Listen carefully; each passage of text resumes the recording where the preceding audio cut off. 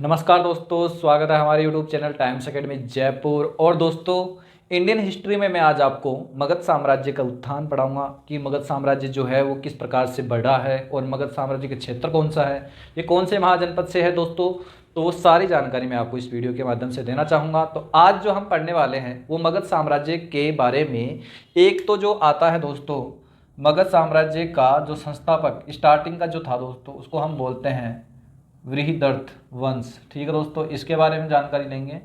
और थोड़ी सी जानकारी जो है दोस्तों, वो हम हर्यक वंश के बारे में भी थोड़ा सा हम पढ़ेंगे। तो हर्यक वंश, तो दोस्तों इन सबसे मेन बात जो क्वेश्चन किस प्रकार से आते हैं वो मैं आपको यहाँ बताने वाला हूँ।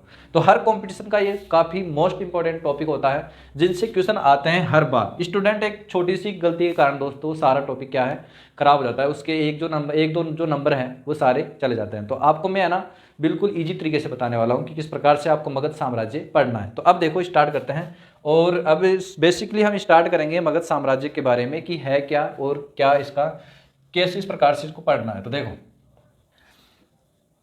पूरे ऑल इंडिया की हम अगर बात करें तो केवल एक मगध जो साम्राज्य था वो अपनी राजनीतिक एकता और राजनीतिक एकता और धार्मिक एकता की वजह से मगध साम्राज्य जो है वो काफ़ी फेमस था। किस कारण फेमस था? तो देखो आप, सबसे पहले जो है मगध साम्राज्य। तो मगध साम्राज्य के फेमस होने के कारण क्या थे? फेमस होने का कारण ये था, देखो पहला कारण फेमस होने का वो था राजनीतिक एकता। कि यहाँ की जो राजनीतिक एकता थी वो काफ़ी अच्छी थी, प्लस में यहाँ पे धार्मिक एकता जो थी वो भी अच्छी थी। ठीक है दोस्तों, यानी कि यहाँ के लोग धर्म के लिए भी मर मिटते थे। ठीक है दोस्तों, कट्टर धर्मी जो बोलते हैं उनको, वो लोग भी थे यहाँ के। तो राजनीतिक एकता और धार्मिक एकता, इनकी वजह से जो मगध साम्राज्य है वो काफ़ी फेमस है। तो एक एग्जांपल देता हूँ मैं आपको मगध साम्राज्य का, कि आप सभी ने सुनी होगी चंद्रगुप्त मौर्य के बारे में। तो जो कौटिल्य है यानी कि जो चाणक्य है, उन्होंने किस प्रकार से दोस्तों क्या किया है, जो घनानंद था उस घनानंद से किस प्रकार से राज्य लिया है। घनानंद ने एक बार क्या भरी सभा में जो कौटिल्य है उसकी क्या कर दिया था, उसका अपमान कर दिया था। उसी अपमान का बदला लेने के लिए कौटिल्य ने क्या किया था, उसी दिन अपनी चोटी के जो गांठ देकर और ये कसम खाई थी कि आज के बाद में चोटी तभी खुलेगी जब मैं घनानंद का समूल विनाश कर दूंगा। तो इस प्रकार से ये राजनीतिक एकता के लिए भी जाना जाता है, जिसके लिए एक क्या बोलते हैं उसको, मुद्रा राक्षस जो नाटक है वो किसके ऊपर बेस है दोस्तों, वो घनानंद की स्टोरी आएगी। और उसमें दोस्तों चाणक्य की स्टोरी आएगी और क्या नाम है जो मतलब घनानंद के जो मंत्री बिक चुके थे, यानी कि वो मुद्रा राक्षस का मतलब क्या होता है, मुद्रा में जो बिके हुए थे दोस्तों, ठीक है, उनके ऊपर है। तो अब मैं आपको बताऊंगा, यहाँ से एग्जाम्पल दे चुका हूँ कि राजनीतिक एकता का जो अगर बात करें तो वो है आगे हम बात करेंगे चंद्रगुप्त मौर्य के बारे में। तो इस प्रकार से वो भी कौन है, वो भी मगध साम्राज्य से संबंधित है। ठीक है, अब हम अगर दूसरी बात करें कि ये मगध साम्राज्य जो है उनका विस्तार कहाँ से कहाँ तक था, तो वर्तमान समय में अगर इसकी बात करें तो वर्तमान समय में ये जो है वो है दोस्तों कहाँ पे, गया व पटना, यानी कि बिहार। ठीक है दोस्तों, बिहार की बात कर रहा हूँ मैं, गया व पटना के आसपास का क्षेत्र।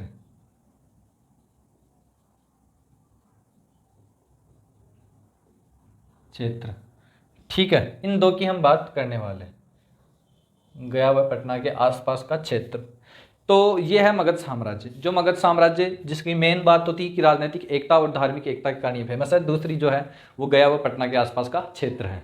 अब जो है इसकी जो राजधानी है जो मैंने बताया था पिछले वीडियो में, तो दोस्तों इसकी राजधानी गिरिवज्र, राजगृह और पाटलिपुत्र जो अंतिम रूप से इसकी राजधानी रही थी। तो ये तीन इसकी राजधानी बनी। तो किस प्रकार से ये राजधानी बनेगी आगे जाके इनका समूल इनका ढंग से यानी कि विस्तार पूर्वक बात करने वाले हैं। तो अब हम बात करते हैं सबसे पहले तो जो मैं आपको बता दूं, चलो इसमें एक पॉइंट और लिख लो आप ताकि आपके अच्छा मतलब पूरा नोट्स अच्छे बन जाए। तो वो है राजधानियाँ। तो राजधानियाँ, तो पहली जो राजधानी रही थी इसकी वो थी गिरिवज्र। क्या थी दोस्तों? गिरिवज्र। सेकंड नंबर की जो राजधानी रहने वाली है दोस्तों वो थी राजगृह। और जो अंतिम रूप से और जो परमानेंट जिसको बोलते हैं वो राजधानी थी दोस्तों पाटलिपुत्र। ये राजधानी इसकी रहने वाली। तो एक बार इसका स्क्रीनशॉट लो या फटाफट इसको क्या है देख लो आप। ठीक है, तो अब चलते हैं हम आगे और मगध साम्राज्य के राजवंश की जो वंशावली है एक बार उसको पढ़ लेते हैं ताकि हमें आगे पढ़ने में काफ़ी मदद मिलेगी।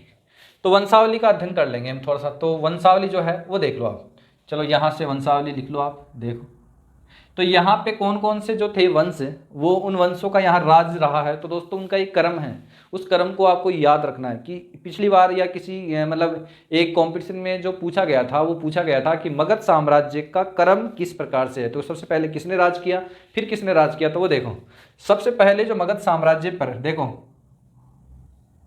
वंशावली का क्रम, तो ये क्वेश्चन भी आपको ध्यान में रखना है। सबसे पहले जो राजवंश जिसने राज किया दोस्तों वो है कौन, वृहदर्थ। कौन सा राजवंश था दोस्तों, वृहदर्थ। दूसरे नंबर का जो राजवंश था जिसने राज किया है वो कौन है दोस्तों, वो है जिसको हम पढ़ते हैं दोस्तों हर्यक वंश।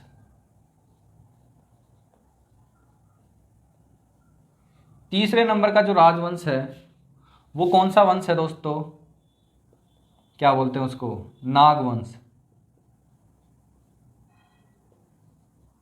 ठीक है। चौथे नंबर का जो वंश था यानी कि जो राज करने वाला था वो था नंदवंश। पांचवें नंबर पे जो अंतिम रूप से इसने मतलब राज किया था वो है दोस्तों मौर्य वंश। आगे जो बात करेंगे उसके बाद में शकों ने किया है काम, मतलब राज किया है। शकों के बाद में गुप्तों ने राज किया है।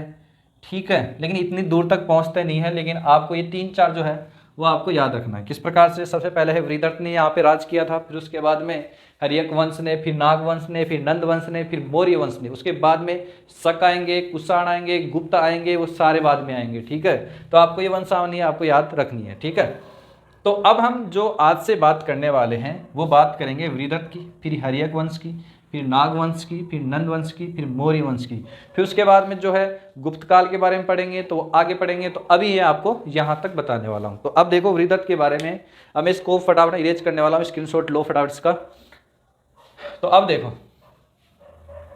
मगध साम्राज्य में सबसे पहली जो हम बात करने वाले हैं, पहले वंश की जो बात करने वाले हैं वो है दोस्तों वृहदर्थ। वृहदर्थ वंश। कौन सा वंश है दोस्तों, वृहदर्थ राजवंश। ये लो पहले नंबर का कौन सा है जिसने मगध साम्राज्य पर राज किया है, वो है वृहदर्थ राजवंश। कौन सा राजवंश है, वृहदर्थ राजवंश। ठीक है, वृहदर्थ राजवंश। तो दोस्तों वृहदर्थ राजवंश की स्थापना किसने की, पहला क्वेश्चन ये आता है स्थापना किसने की। तो स्थापना का जो क्वेश्चन है वो है दोस्तों, स्थापना किसने की दोस्तों, वृहदर्थ। ये व्यक्ति खुद है, कौन है, वृहदर्थ। इस व्यक्ति ने इसकी क्या की थी दोस्तों, स्थापना की थी। अब इस वृहदर्थ की जो मतलब मेन बात तो यह है कि वृहदर्थ का जो शासनकाल, तो दोस्तों इसके शासनकाल की कोई प्रमाणित जानकारी नहीं मिलती है। यानी कि हम इसको इस प्रकार से, यानी कि अज्ञात शासनकाल है। जहाँ तक मतलब जो ईसा पूर्व जो है उसके हम सोच भी नहीं सकते थे, बहुत पहले का है, बहुत पुराना है, यानी कि भगवान श्री कृष्ण के ज़माने का है।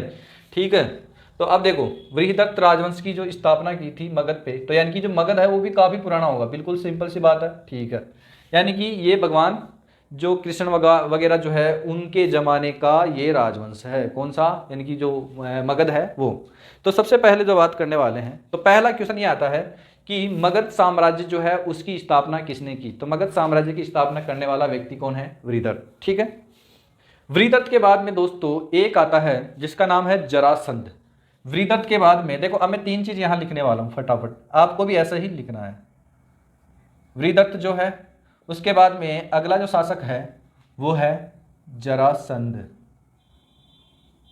और उसके जो आगे का शासक है कुछ समय के वो थे अज्ञात, यानी कि पता नहीं। ठीक है, और जो लास्ट का जो है वो है रिपुजन्य। क्या नाम है, रिपुजन्य। देखो वृहदर्थ जो है, आपने किसी भी मतलब गीता में या मतलब कोई भी अगर राम महाभारत आपने देखी है तो वहाँ पे जरासंध का नाम आपने जरूर सुना होगा।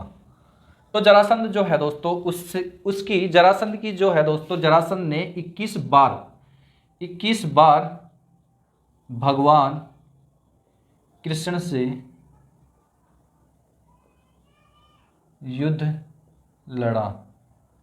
जरासंध 21 बार भगवान कृष्ण से युद्ध लड़ता है और 21 को 21 बार दोस्तों ये हार जाता है, क्योंकि ये घमंडी होता है दोस्तों। ठीक है, फिर उसके बाद में जरासंध की जो मृत्यु है वो कैसे होती है? जरासंध की मृत्यु दोस्तों महाभारत काल में हो जाती है। तो जरासंध की जो मृत्यु है वो भीम जो है, पांडव पुत्र भीम है, उसके हाथों मारा जाता है। तो देखो, इसकी मृत्यु पांडव पुत्र भीम द्वारा होती है, यानी कि भीम जो है पांडव पुत्र, उसके द्वारा जरासंध की मृत्यु होती है। ठीक है, ये हो गए 2 क्वेश्चन आपके यहाँ से। ठीक है, तो अब देखो डायरेक्ट बता दूं मैं आपको, सिंपल से क्वेश्चन क्या क्या आने वाले हैं वो बता दूं। मगध साम्राज्य की स्थापना किसने की? बृहदत्त ने। ठीक है, दूसरा क्वेश्चन, अंतिम शासक कौन है? रिपुजन।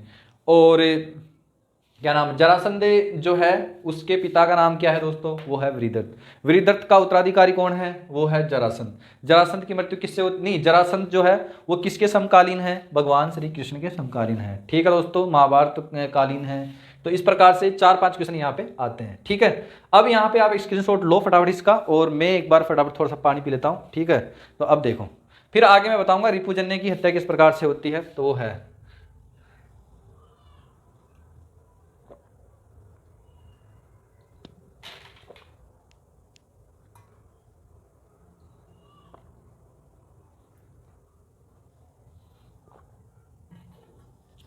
देखो रिपुजन की जो हत्या है दोस्तों वो किस प्रकार से होती है। एक व्यक्ति है जिसका नाम है सामंत भट्टीय। क्या नाम है दोस्तों? सामंत भट्टीय। और ये सामंत भट्टीय दोस्तों रिपुजन्य का क्या था? मंत्री था। और इसने धोखा करके रिपुजन्य की हत्या कर दी, बस ये ध्यान रखना है।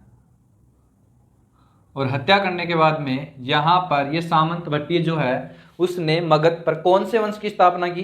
वो है हर्यक वंश की स्थापना की। सामंत भट्टीय 2nd नंबर का। तो यहाँ पे जो ये वृहदत्त राजवंश है वो कंप्लीट हो चुका है। ठीक है दोस्तों, तो अब मैं इसका स्क्रीनशॉट आप लो फटाफट, मैं इसको मिटा रहा हूँ। ठीक है, अब चलते हैं। इस प्रकार से आपको सारे धीरे धीरे कंप्लीट करा दूंगा।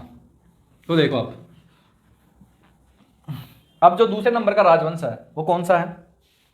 तो अब यहाँ पे लिख देता हूं 2nd राजवंश। तो कौन सा है? वो राजवंश है हर्यक।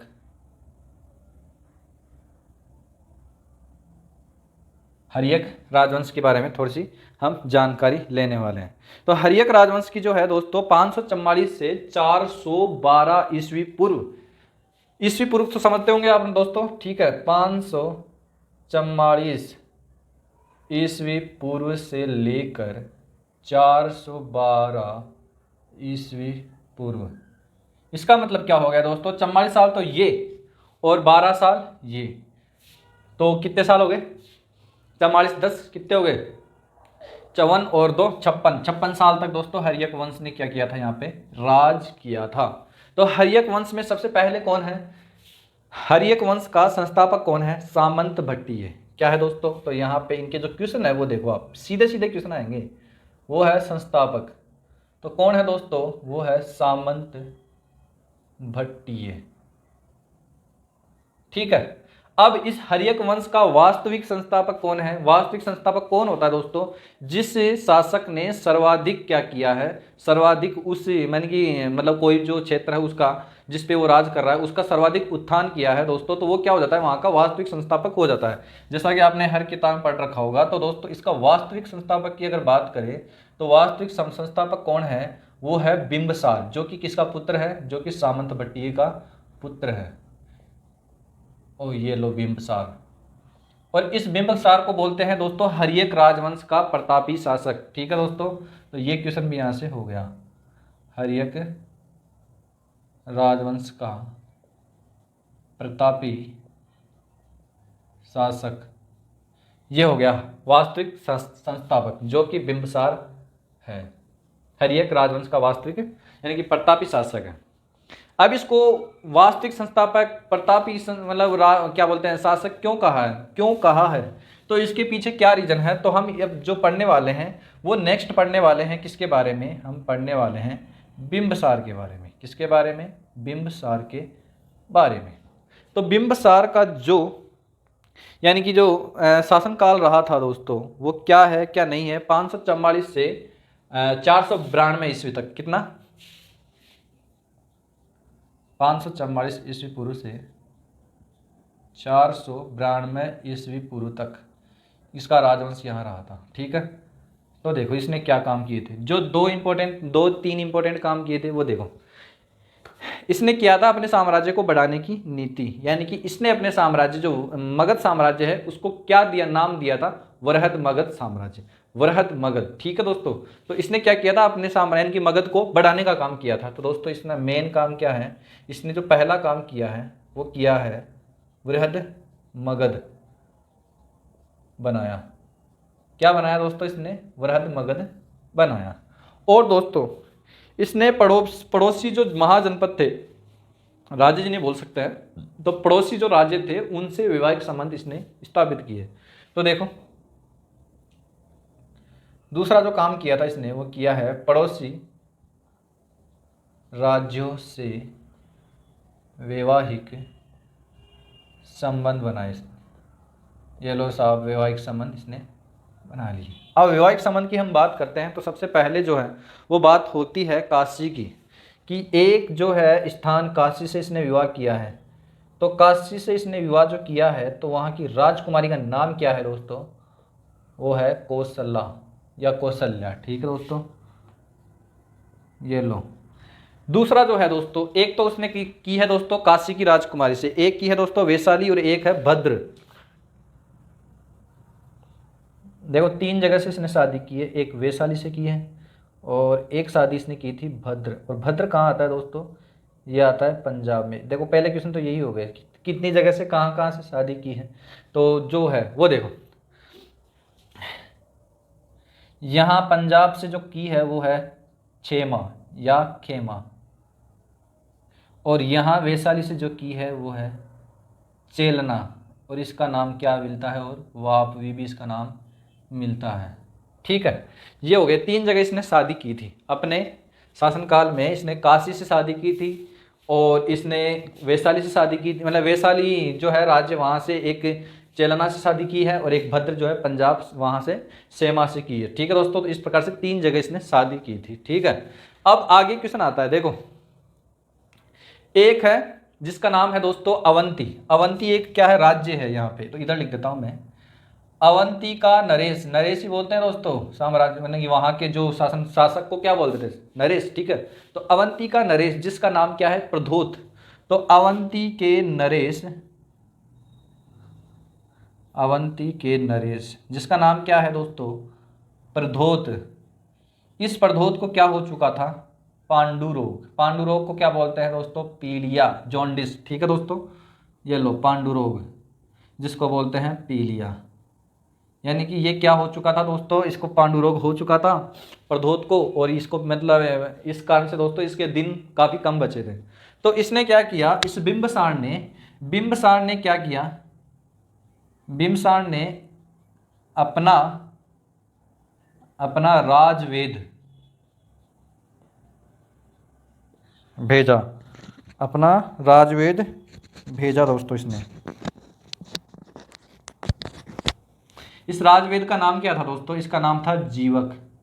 क्या नाम था, जीवक। इस जीवक को यहाँ भेजा और इस प्रधोत को क्या किया दोस्तों, इसने मतलब दवाई दी, जड़ी बूटियाँ खिलाई, और जड़ी बूटियाँ खिलाने के बाद में ये प्रधोत हो चुका था एकदम सही। ठीक है दोस्तों, तो इस प्रकार से इसने क्या किए थे, मित्रता बढ़ाई थी दोस्तों। और मतलब ऐसे मान लो कि आसपास के जितने भी राज्य थे उनसे मित्रता बनाने का काम किया था। ठीक है दोस्तों, यानी कि लड़ाई झगड़ों से दूर था, मतलब हालांकि लड़ाई झगड़े भी किए इसने, लेकिन अधिकतर इसने क्या किया दोस्तों, यानी कि वैवाहिक संबंध स्थापित किए हैं और मित्रता की है। इस प्रकार से इसने अपने साम्राज्य को बढ़ाने का काम किया है। ठीक है दोस्तों, तो यहाँ से होता है बिंबिसार। अब हम बात करेंगे कि बिंबिसार का जो पुत्र है, इस पुत्र का नाम क्या है। इस पुत्र का नाम है दोस्तों, इस पुत्र का नाम है अजातशत्रु। क्या नाम है दोस्तों, अजातशत्रु। इस अजातशत्रु ने क्या किया, इस अजातशत्रु ने अपने पिता बिंबिसार की क्या कर दी, हत्या कर दी। उससे देखा नहीं गया और उसने हत्या कर दी। क्या किया दोस्तों, उसने हत्या कर दी। इस प्रकार से अब हम आगे बात करेंगे, वो बात करेंगे अजात शत्रु की। ठीक है दोस्तों, तो एक बार इसका स्क्रीनशॉट लो, दोबारा से बता दूं मैं आपको। बिंबिसार का साम्राज्य की जो शासनकाल है 544 ईस्वी से 492 ईस्वी पूर्व तक। ठीक है दोस्तों, वृहद साम्राज्य, इनकी वृहद मगध बनाया इसने अपने मगध को वृहद मगध बनाया। ठीक है, पड़ोसी राज्यों से वैवाहिक संबंध स्थापित किए। काशी की राजकुमारी चेलना कौशल्य से विवाह किया, वैशाली की राजकुमारी चेलना से विवाह किया जिसका नाम वापवी भी है, और तीसरा भद्र की राजकुमारी क्षेमा से क्या किया, इसने विवाह किया। एक है अवंती का जो नरेश है, यानी कि अवंती भी मैं पिछले वीडियो में बताया था। अवंती जो है उसकी राजधानी क्या है दोस्तों, अवंती की राजधानी है महिष्मती। ठीक है दोस्तों, यानी कि वो एमपी में है। तो अवंती का जो नरेश था जिसका नाम है प्रधोत, उसको हो चुका था पांडु रोग यानी कि पीलिया। तो उसके लिए दोस्तों इसने क्या किया था, अपने राजवेद जीवक को भेजा और वहां जाके उसको जड़ी बूटी दी के उसको ठीक किया। तो इस प्रकार से इसने मित्रता काम भी किया था। अब ये सब कुछ देखा नहीं गया तो इसका जो पुत्र है अजात शत्रु, उसने क्या किया, बिंबिसार की हत्या कर दी। ठीक है दोस्तों, तो इस प्रकार से अब चलते हैं आगे। और आगे जो हम बात करने वाले हैं वो करने वाले हैं बिंबिसार की। किसकी बात करेंगे हम, बिंबिसार की बात, सॉरी अजात शत्रु की बात करेंगे। तो यहां से स्क्रीनशॉट ले लो एक बार, फिर चलते हैं आगे।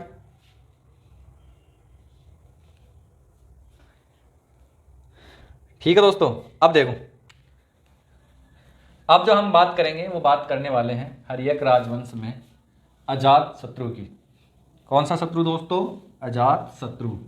तो अजात शत्रु के बारे में थोड़ी सी हम जानकारी करने वाले हैं। तो देखो साहब, ये जो अजात शत्रु था वो काफ़ी भयंकर था। किस प्रकार से था दोस्तों, काफ़ी खतरनाक था अजात शत्रु। तो वो देखो आप, अब हम बात करने वाले हैं अजात शत्रु। तो हम बात क्या करने वाले हैं, वही करने वाले हैं जहां से क्वेश्चन पुटअप होते हैं। तो 492 ईस्वी पूर्व से लेकर कहां तक चलेगा दोस्तों, ये चलेगा 460 ईस्वी पूर्व तक। हालांकि 459 भी आता है, लेकिन ये 460 तक इसका शासनकाल बताया गया है। ठीक है दोस्तों, अब देखो अजात शत्रु का जो एक सबसे पहले जो क्वेश्चन आता है वो आता है उपनाम। उपनाम क्या है दोस्तों, इसका उपनाम है कुणिक। क्या नाम है दोस्तों इसका, कुणिक, याद रखना आप। ठीक है, एक है दोस्तों, इसने अपने शासनकाल में क्या क्या किया। अजात शत्रु के शासनकाल में सबसे पहली बौद्ध संगीति का आयोजन किया गया, याद रखना बिल्कुल। तो देखो, प्रथम बौद्ध संगीति का आयोजन किया गया। और इत्तेफाक की बात देखो, एक ऐसा इत्तेफाक बना दोस्तों। देखो, निवाण का मतलब पता है आपको, निवाण का मतलब होता है दोस्तों, जैसे कि ये बड़े बड़े जो महापुरुष होते थे वो जब मतलब कोई समाधि वगैरह या कुछ लेते थे दोस्तों, उसको निवाण बोलते हैं। तो देखो इसके शासनकाल में ही भगवान बुद्ध यानी कि गौतम बुद्ध जो है वो, भगवान बुद्ध, महावीर स्वामी यानी कि महावीर जो है वो, और एक है दोस्तों जिसका नाम है मोखलीपुत्र गोसाल, जिसने आजीविक जो संप्रदाय है उसकी स्थापना की थी। तो दोस्तों इन तीनों का क्या है, इसके शासनकाल में निवाण होता है। तो देखो यहां पे मैं लिख रहा हूं, इसके शासनकाल में किस किस का निवाण हुआ था दोस्तों, इसके शासनकाल में भगवान यानी गौतम बुद्ध हो गया, एक है महावीर स्वामी, और एक है दोस्तों और तथा मोखली आदक है इसमें। ठीक है दोस्तों, मोखलीपुत्र गोसाल निवाण हुआ था, निवाण हुआ। तो याद रखना, निवाण क्या होता है दोस्तों, वो होता है समाधि के थ्रू हम अपनी जान देते हैं। ठीक है दोस्तों, तो वो देखो आप, मोखलीपुत्र के बारे में आगे से आपको मैं बताने वाला हूं। जब सम्राट अशोक आएगा उस समय मैं आपको मोखलीपुत्र के बारे में थोड़ी सी जानकारी और दूंगा। इतना सा ध्यान रखो कि मोखलीपुत्र जो है वो जैन जो धर्म है उसकी ही एक, यानी कि मोखलीपुत्र ने जो आजीवक जो संप्रदाय बनाया है वो एक जैन धर्म की ही एक अन्य संस्था है, उसी से ली गई है। ठीक है दोस्तों, तो आगे देखो, यहाँ तो हो गया प्रथम बौद्ध संगीति का आयोजन हुआ था। ठीक है, अब आगे देखो तीसरी बात, अजात शत्रु के शासनकाल में इसका एक मंत्री था जिसका नाम था वशिष्कर। क्या नाम था दोस्तों, वस्कार, उस वस्कार ने, देखो, इसके मंत्री वस्कार ने 16 वर्षों तक लिच्छवी होते हैं दोस्तों, लिच्छवियों से युद्ध लड़ा तथा विजय प्राप्त की।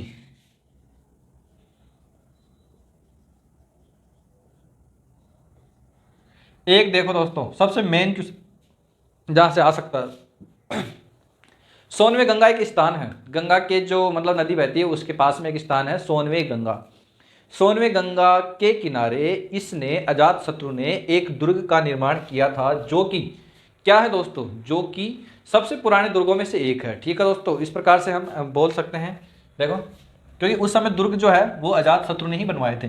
तो देखो, सोनवे गंगा के किनारे, सोनवे गंगा के किनारे इसने क्या किया था, सोनवे गंगा के किनारे इसने दुर्ग निर्माण करवाया। इतना डीप में नहीं आएगा दोस्तों, जहाँ तक डीप में आएगा वो बता चुका हूँ मैं। ये आ सकता है कि इसका उपनाम क्या है, प्रथम बौद्ध संगति का आयोजन किसके शासनकाल में हुआ था, और इसके शासनकाल में किन 3 महापुरुषों का क्या हुआ है, निर्वाण हुआ है। तो दोस्तों बस इससे ज़्यादा क्वेश्चन नहीं आ सकते आपके। अब देखो, अजात शत्रु को एक चीज और बोलते हैं, इतिहास का प्रथम पितृहंता। क्या बोलते हैं, इतिहास का प्रथम पितृहंता। तो वो भी मैं यहां लिख दूं, देखो, भारतीय इतिहास है, कौन सा इतिहास, भारतीय इतिहास का प्रथम पितृहंता। ठीक है, ये लो। अब देखो, इसने क्या किया, इसने बिंबसार की हत्या की थी अजात शत्रु ने। तो दोस्तों क्या करेगा इसका बेटा, इसका बेटा भी इसकी जैसे बनेगा। तो इसका बेटा कौन है, जिसका नाम है उदाइन। इस उदाइन ने क्या किया, उदाइन ने अजात शत्रु को मार डाला। तो इसका मतलब ये हुआ कि हर्यक राजवंश एकमात्र ऐसा राजवंश था जिसके शासनकाल में हर्यक राजवंश में सर्वाधिक पितृहंता हुए थे। ठीक है दोस्तों, तो अब देखो यहाँ पे, अब यहाँ से एक बार इसको मिटा दो। अब देखो इसकी हत्या किसने की, इसकी जो हत्या करने वाला है वो है, हत्या करने वाला व्यक्ति का नाम है उदाइन। क्या नाम है, उदाइन। और ये उदाइन कौन है दोस्तों, बेटा। क्या है दोस्तों, बेटा। फटाफट इसका स्क्रीनशॉट लो, फिर चलते हैं आगे, और आगे उदाइन के बारे में थोड़ी सी जानकारी हम लेने वाले हैं। तो देखो, स्क्रीनशॉट लो फटाफट।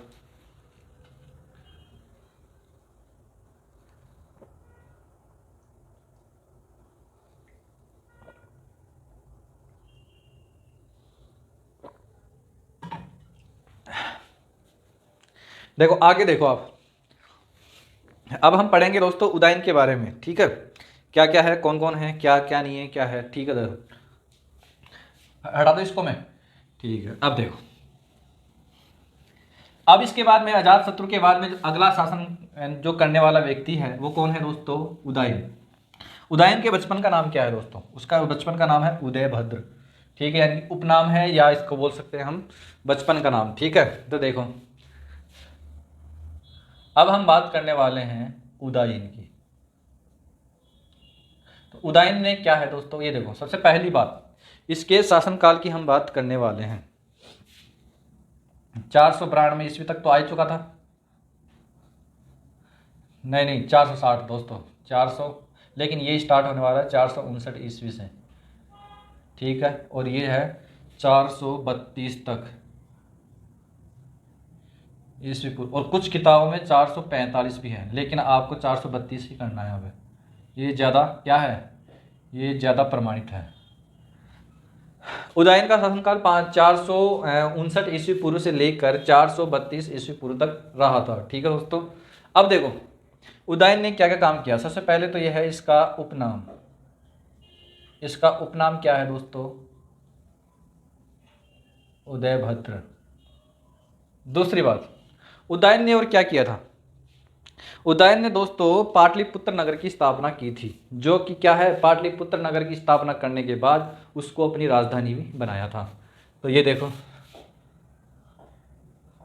पाटलिपुत्र नगर की स्थापना की।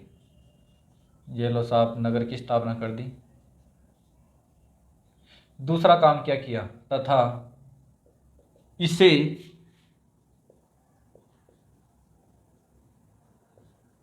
मगध की राजधानी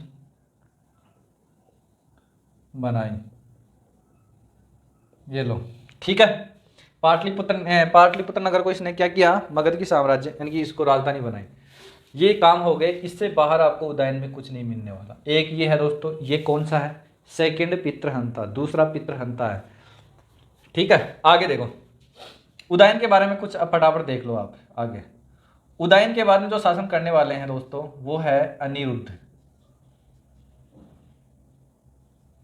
अनिरुद्ध के बाद में है मुंड। क्या है दोस्तों, मुंड। और मुंड के बाद में है क्या बोलते हैं उसको, नागाशोक, नहीं नहीं, नागदशक, सॉरी नागदशक। इसके बाद में है नागदशक। ठीक है, और नागदशक की जो मृत्यु है वो कौन किया, किसने किया, तो देखो बनारस का क्या था दोस्तों, एक राज्यपाल था। बनारस का राज्यपाल, बनारस के राज्यपाल ने क्या की थी दोस्तों, नागदशक की क्या की थी दोस्तों, इसने मतलब मृत्यु की थी, यानी कि मोट गला काट दिया, कुछ भी जैसे मान लो। ठीक है, तो नागदशक की जो मृत्यु है वो बनारस के राज्यपाल ने की थी, जिसका नाम क्या है दोस्तों, जिसका नाम है वो है नागवंश का है दोस्तों। क्या नाम है, नागवंश का है। तो अभी थोड़ा बहुत मिसमैच हो रहा है, तो देखो आप उदयन, उदयन के बाद अनिरुद्ध, अनिरुद्ध के बाद मुंड, मुंड के बाद नागदशक, नागदशक के बाद में बनारस का जो राज्यपाल है उसने क्या किया था दोस्तों, देखो इसका नाम है शिशुनाग। क्या नाम दोस्तों इसका, शिशुनाग। शिशुनाग ने क्या की थी दोस्तों, नागदशक की हत्या की थी। ठीक है, अब देखो उदयन से लेकर क्या है 432 ईस्वी पूर्व तक है, यहाँ से लेकर और नागदशक तक जो शासनकाल रहा था वो रहा था 412 ईस्वी पूर्व तक। ठीक है, अब जो आगे शासन करने वाला है शिशुनाग, यानी कि नागवंश का जो प्रथम शासक है वो है शिशुनाग। ठीक है, उसके बारे में अगले वीडियो में आपको जानकारी देने वाला हूँ। ठीक है, तब तक के लिए आप हमारे चैनल को ज़्यादा से ज़्यादा लाइक करो और ज़्यादा से ज़्यादा शेयर करो अपने दोस्तों में, और जितना हो सके। तो दोस्तों अब मिलते हैं अगले वीडियो में। तो दोस्तों उम्मीद करता हूँ ये वीडियो आपको काफ़ी अच्छा लगा होगा। तो अच्छा लगा है दोस्तों तो आप जो पास में जो रेड कलर का बटन है सब्सक्राइब, उसको सब्सक्राइब दबा दो। ठीक है, और लाइक करो दोस्तों, और इसको बेल आइकन का जो है वो भी दबा दो। ठीक है, तो आपको फटाफट जो भी है अच्छे अच्छे वीडियो आपके सामने लाता रहूँगा। अब जो आने वाली एग्जाम्स है, जैसे एसआई की एग्जाम है, उसके लिए मैं स्पेशल वीडियो बनाने वाला हूँ। एसआई की जो जीके है, मैं जानता हूं कि एसआई की जो जीके है उसका पोर्शन 200 नंबर की जो क्वेश्चन है उनमें से अगर हिंदी, इंग्लिश और क्या नाम है अपने कुछ भी, जैसे 200 में से अगर आप ऐसे मान लो कि 60-70 नंबर की अगर मान कर चले क्या दोस्तों, हिंदी, इंग्लिश, मैथ और रीजनिंग, तो भी आपके है ना एक जो 130 जो क्वेश्चन आएंगे, मतलब 130 नंबर के जो मैटर है वो है जीके का। तो दोस्तों ये जीके मैं आपको कंप्लीट कराने वाला हूँ। हिंदी की क्लास में आपके लगाऊंगा, उस समय डेली क्लास लगाऊंगा हिंदी की। क्या है दोस्तों, एसआई का बैच जो है वो हम स्टार्ट करेंगे जून जुलाई से। ठीक है दोस्तों, क्योंकि अभी उसकी जो फॉर्म भरे हैं और उसकी वैकेंसी यानी कि उसके जो एग्जाम्स वगैरह हैं वो आपके लगने वाले हैं दिसंबर तक। तो ठीक है दोस्तों, तो उस समय मैं आपको एक क्लास हिंदी की और एक क्लास जीके की और इसके अलावा जो 70 नंबर का पार्ट है वो भी मैं आपको पूरा कराने वाला हूँ। ठीक है दोस्तों, तो उसके लिए मैं आपको एक टीचर अरेंज करा दूंगा। तो आप हमारे साथ में इस वीडियो में बने रहें और मिलते हैं अगले वीडियो में। ठीक है दोस्तों।